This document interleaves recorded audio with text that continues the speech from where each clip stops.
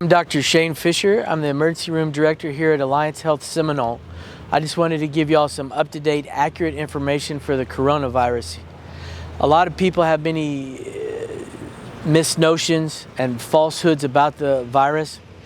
It is a virus. We know that hand washing and sanitizing absolutely works. Soap and water is your best defense. We also know to try to stay a social distance of approximately 6 feet from other people when out will also help this. We're taking significant precautions here at the hospital to help take care of people, but we also need to make sure that people don't inundate the hospital with questions in that. The state health department has put out a line that you can call and speak with epidemiologists and the health department at 877-215-8336. If you do feel that you may have mild symptoms, please do not come to the emergency department, as we do not want to start a mass hysteria with everyone showing up at the emergency room and infecting those that are here.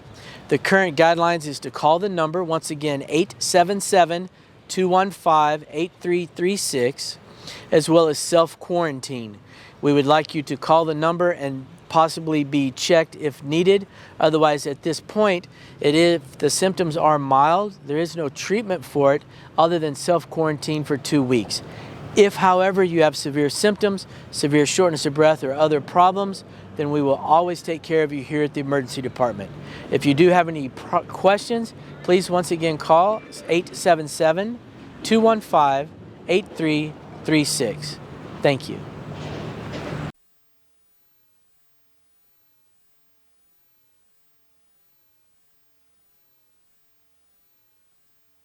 Dr. Kemp, would you let us know how you're going to handle your patients if they feel like they may have the coronavirus? Well, first of all, if you've got mild to moderate symptoms, you really need to stay home and hunker down. The only way we're treating this or have the option to treat this right now is to do your social separation, not isolation. We want you to get on Facebook and check your elderly patients or elderly family members and stuff. We don't want you to isolate, but we certainly want you to separate. So hunkering down and just taking care of this stuff by pushing the fluids, vitamin C, getting your rest.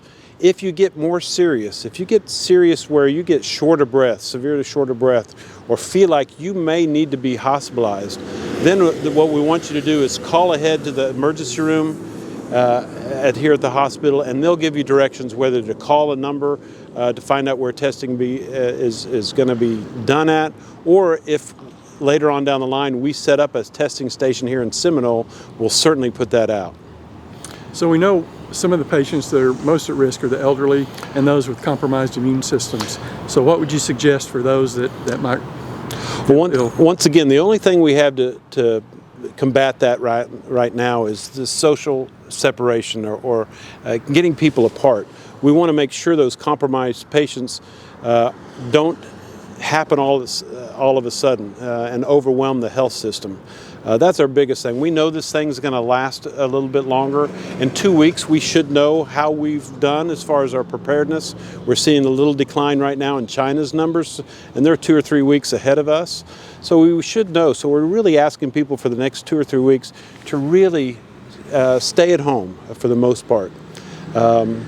It's something that's going to be a new norm for us. So we're going to have to really be careful of this till they come up with a virus or some way to treat that.